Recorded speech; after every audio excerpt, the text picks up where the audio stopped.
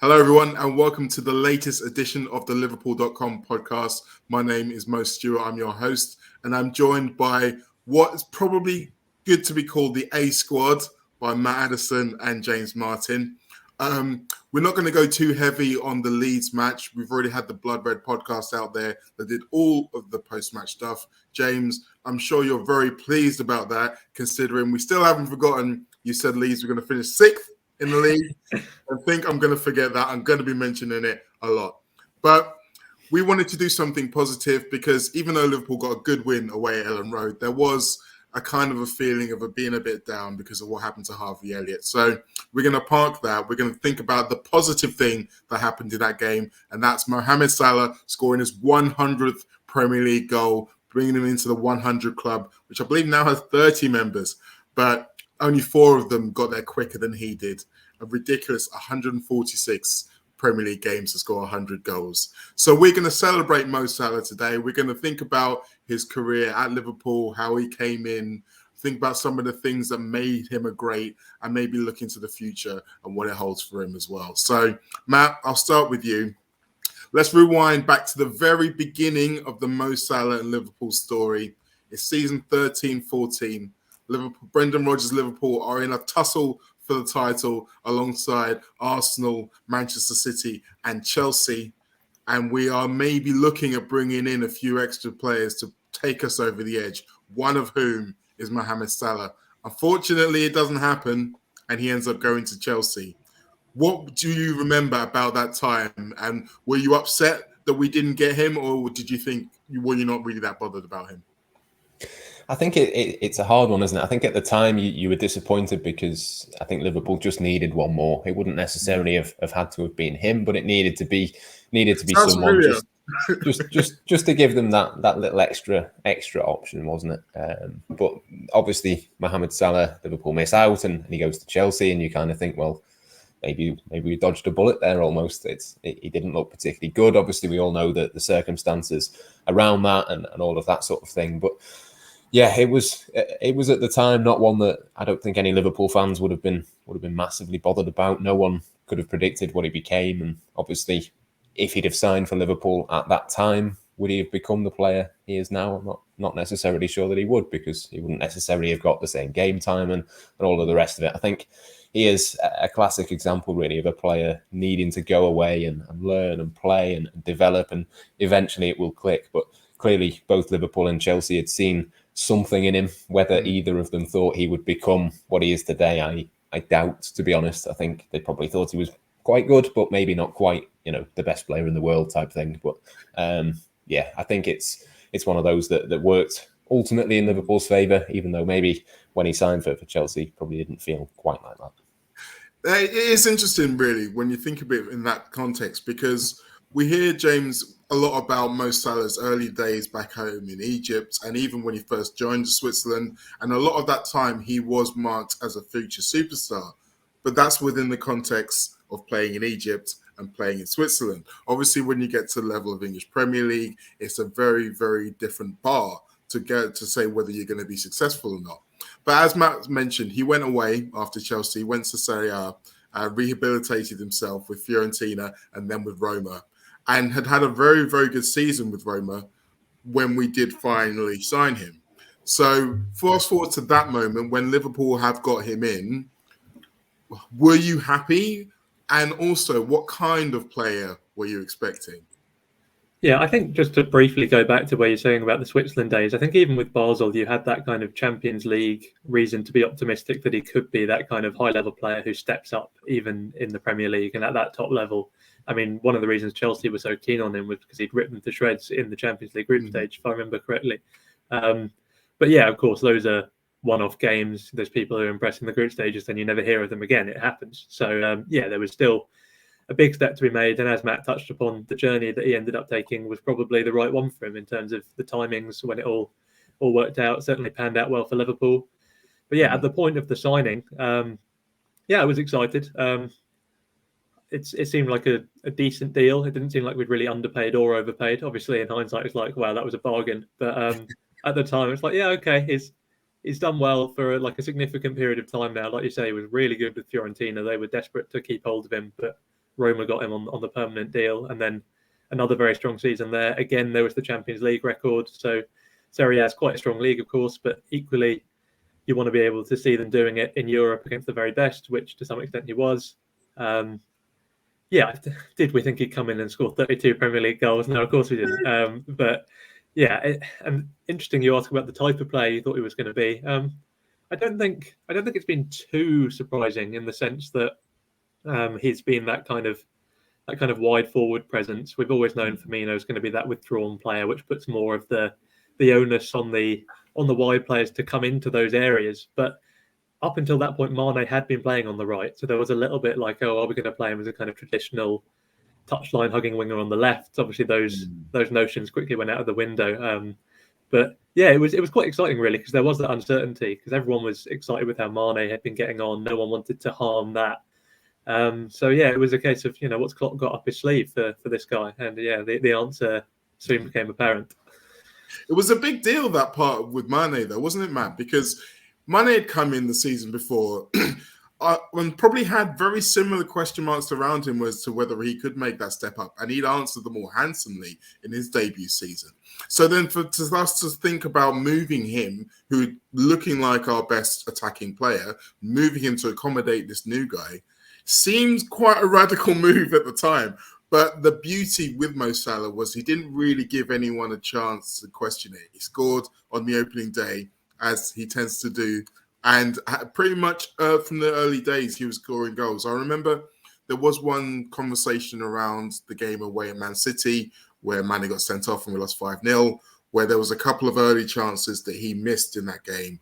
And there was a conversation around the fact that he was missing chances. But I think what we didn't realize at the time is that the volume of chances that he would create meant that it was never really going to be a problem. He was still going to have a very healthy scoring rate. I think the Mane thing is really interesting. I think had Liverpool not signed Sadio Mane previously, I think I would have been a bit more wary about them spending that sort of money on Mohamed Salah. But obviously we'd seen how good Sadio Mane was, and I'd already been burnt thinking that Liverpool had spent far too much on Sadio Mane. What on earth are they thinking? So it was kind of a similar type deal of, well, if it worked for Mane, maybe it's maybe the right thing with Salah as well. But you're right to say, obviously, moving Sadio Mane.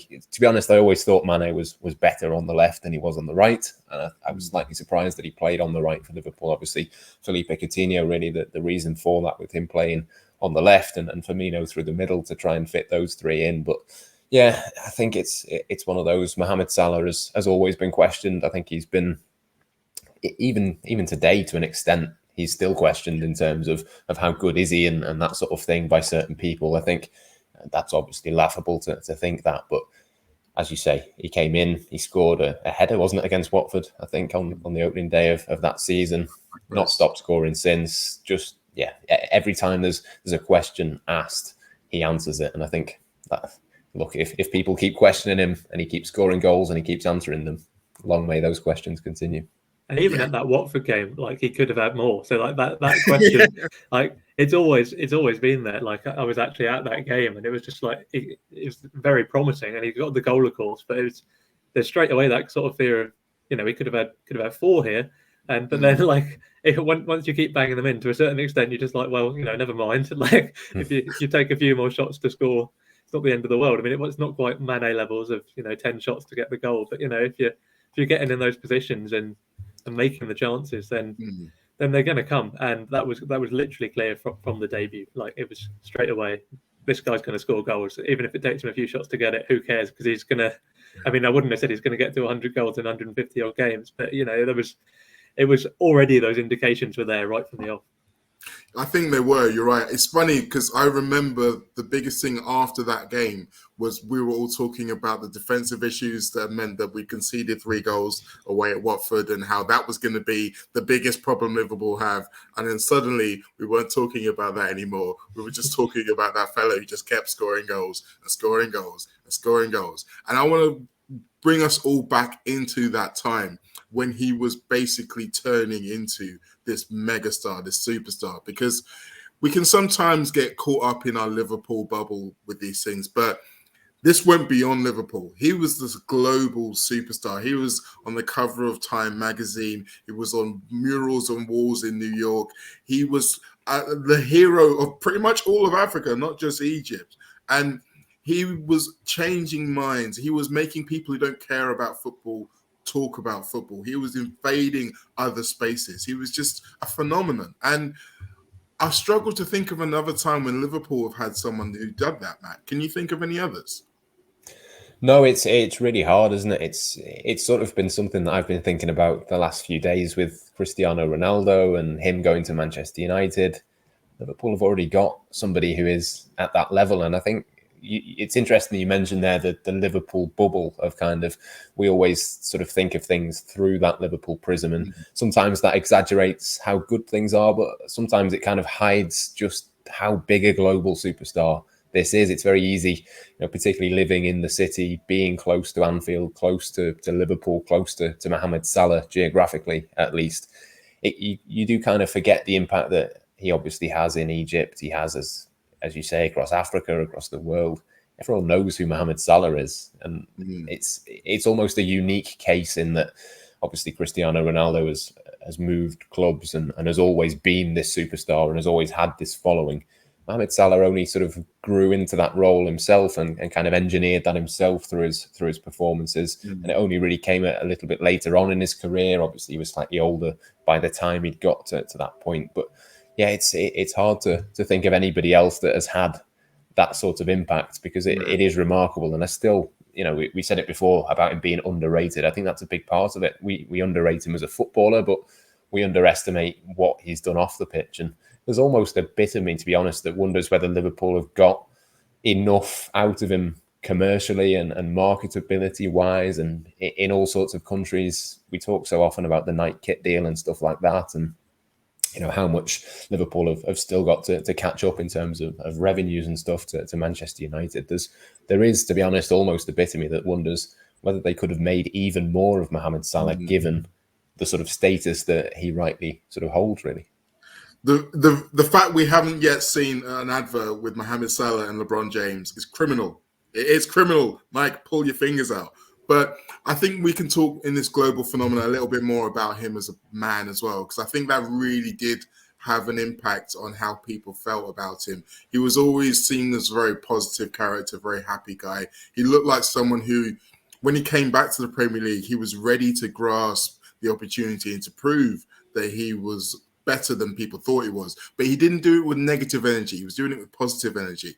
And I think that was really important. Something that I've been able to witness from living in the city is that people from African descent, people from Muslim descent, they walk taller, their chest out because of Mo Salah. He has basically given everybody a lift in their lives because he has been celebrated so much and cherished by so many people.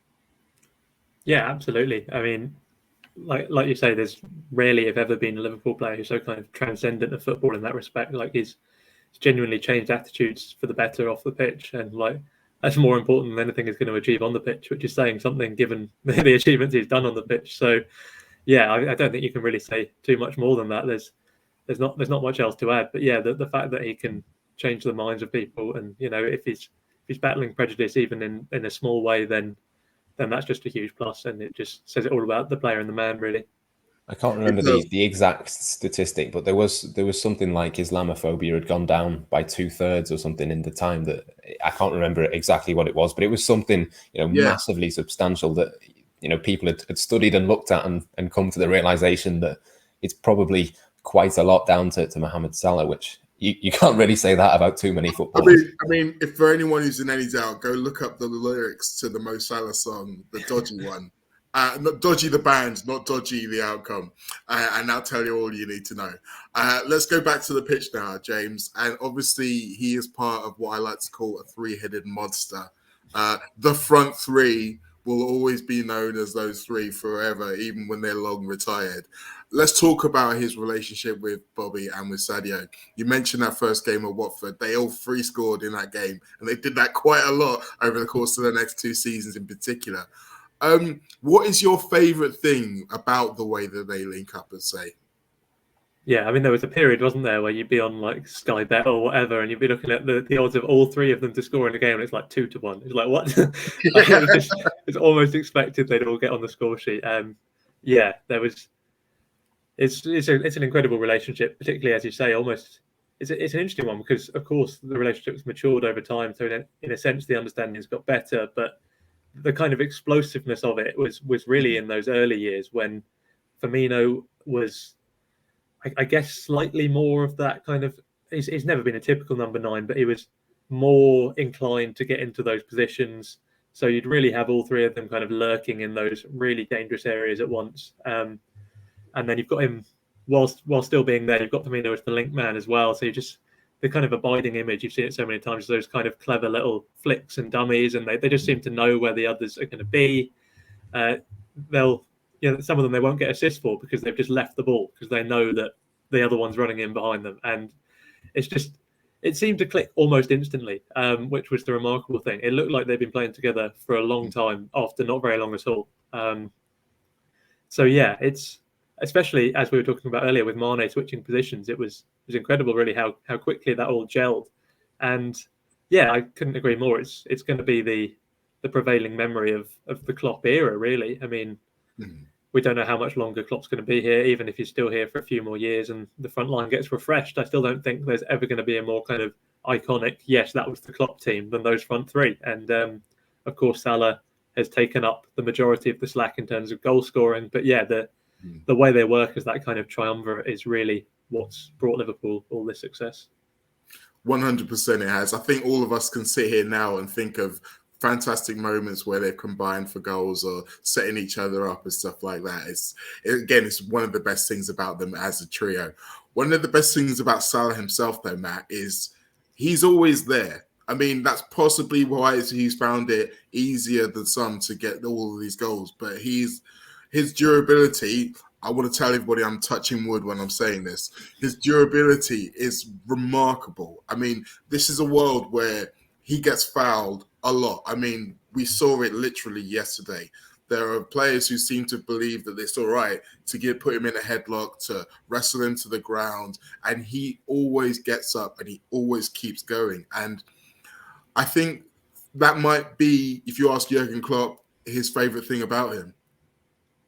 Yeah, quite possibly. Yeah, you can't really put a value on that, can you? The ability to just not get injured, basically. I don't know the exact number of games, but it must be 1 or 2 games that he's missed since he's been at Liverpool in that period of time is just remarkable. And it's just, it underlines really why when we talk about Mohamed Salah's new contract and new deal moving forward, there shouldn't be any sort of question marks. I know there's question marks about certain players because of their being at certain ages, and he's not quite 30, but he's edging closer to turning 30 and that sort of thing. But again, I don't want to reference Cristiano Ronaldo too much, but it's almost a similar sort of situation there of, yes, Cristiano Ronaldo's 36, but really he's not, is he? He's really sort of 32. Mohamed Salah is almost similar in that regard, in that physically he can do what he's doing now for at least the next 2 or 3 seasons. And even if he drops off a little bit, he's still going to be better than most of the other players in the Premier League anyway. So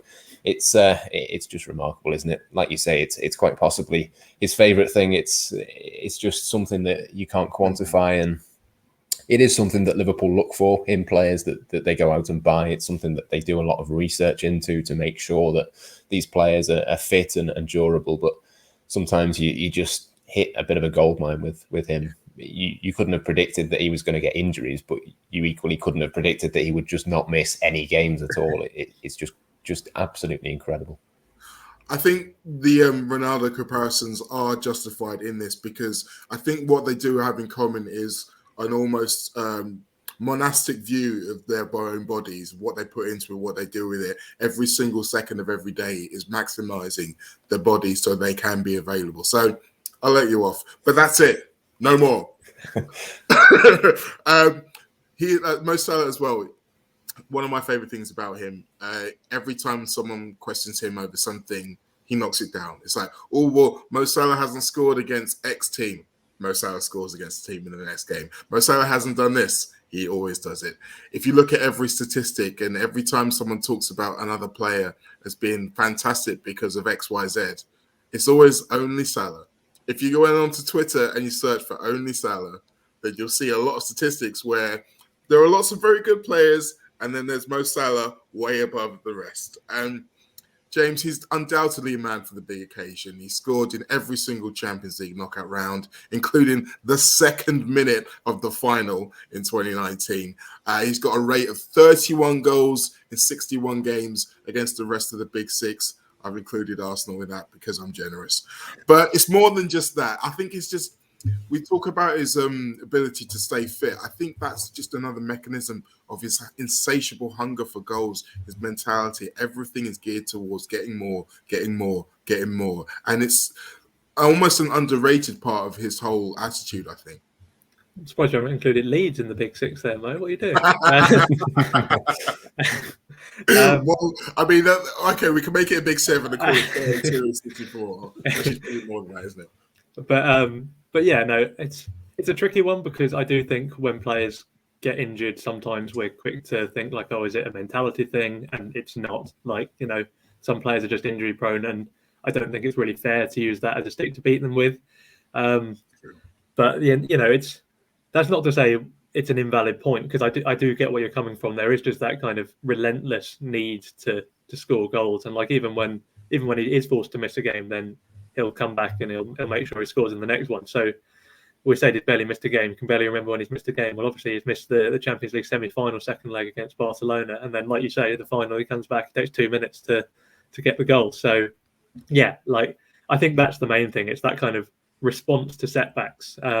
I don't think that's necessarily what's kept him injury-free, but like, yeah, definitely there is that kind of, that it's not even a desire, it's that need to keep going, to score the goals and to drag the team to success. I mean, that he doesn't tweet all that often. He doesn't, you know, there's not much he says, but then there was last year, wasn't there, where he just came on very sort of sincere tweets like, this isn't good enough, we promise we will turn it around, and then he almost single-handedly dragged Liverpool back into Champions League qualification. So yeah, that's just that sums him up as a player, really.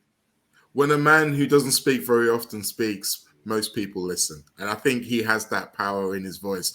You mentioned the Barcelona game, Matt. We can't not talk about the Never Give Up T-shirts as well, which he came in. And I know that I would say it kind of tongue-in-cheek, but it's just one of those things whereby he knew that he couldn't affect the team on the pitch. So he knew that he wanted to try and project as a positive image as much as possible. He didn't want it to be Liverpool 1-0 down and cutting to him in the stands looking all sullen and upset and sorry for himself. No, he believed in his teammates and he wanted to project that. And I'm not going to credit him for any part in the match, but again, it shows, like what James was saying with the tweet, he has this attitude to say there is no accomplishment that they can't achieve with the goodwill and hard work.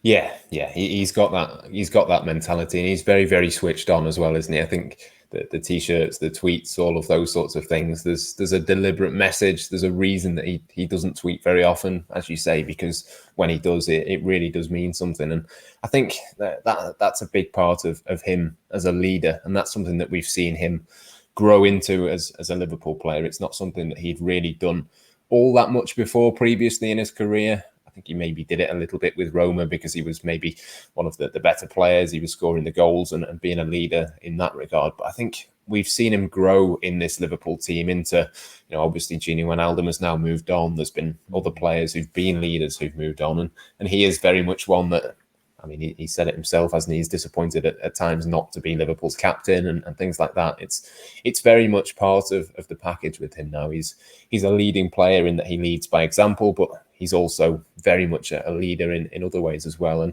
I think that's something that he's had to kind of grow and move into, probably because of the sort of status that he has within Egypt. And I think that's probably pushed him to do that, and he didn't really have any choice in it. But yeah, I just feel like, you know, the mentality that he's got, even if he did have a choice, that would have been the path that he went down anyway. So he's a natural fit for that role, that talismanic thing, the sort of the nature of that and all of the stuff that brings.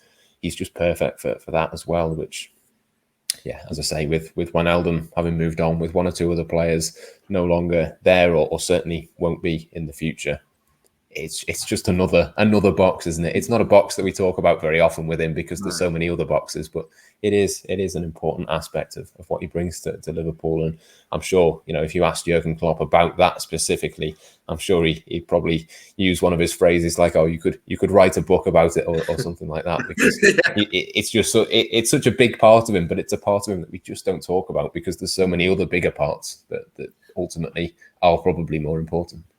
Yeah, in the long run, that's probably true. I think it is tough, though, because like you say, there are so many different parts of him. I mean, we haven't really spoken about his passing, which I think is really underrated. We haven't talked about his assists, which I think is something, again, which it goes under the radar, considering he's considered just a goal machine. But let's move into the future now, James. We are all hoping and I think expecting that he will sign a new deal in the not too distant future. I'm not going to go too deep into the speculation of what could happen if he doesn't, because as I said, this is a positive show, good vibes only. So let's talk about what he could achieve in a Liverpool shirt. Say he does sign, say he signs for at least the prime years of his career. So we're looking at least the next 3 years. We'll say there might be a possibility for more in the future. What kind of goal tallies do you think he can set himself? It's tricky, isn't it? Like, he'll just want to score as many as possible. Whether he's the kind of player who's going to set himself a target, well, maybe he is. But yeah, it's hard. Like, he's been here four seasons now, 17, 18. Yeah, so yeah, and that's brought him 98 Premier League goals with Liverpool. Let's say he's got generously another 4 years, not necessarily at his peak, but certainly at high enough levels to get the goals. He won't want to slow down, so he'll probably be saying to himself, "Yeah, well, let's just double my tally. Let's get to 200." Whether that's possible, who knows? Because that 32 goal season obviously had a big part in firing him up the table, and the way teams have defended against him, they've wised up a little bit. He's often doubled up, even tripled up. So it's going to be harder to hit those heights again. But any season where he scores less than 20 is certainly one which he won't be happy with at any point in his career from now, I think. So yeah, that's another 80 goals right there. 4 seasons at 20 goals. So yeah, he'll want to be pushing that 200 Premier League goals mark, which is really, really rarefied air at that point. But he's so good, you wouldn't bet against him. No, I think there's Fowler, Gerrard, and Owen who are above him in terms of all-time Liverpool's Premier League goal scorers. I believe Fowler's in the 160s. So yeah, that feels really achievable. Yeah. The thing with it, Matt, though, is that we talk about this goal tally, and that's obviously the start of this conversation because he's achieved it. But he's going to be thinking more medals really than goals, isn't he? That's the way he approaches the game.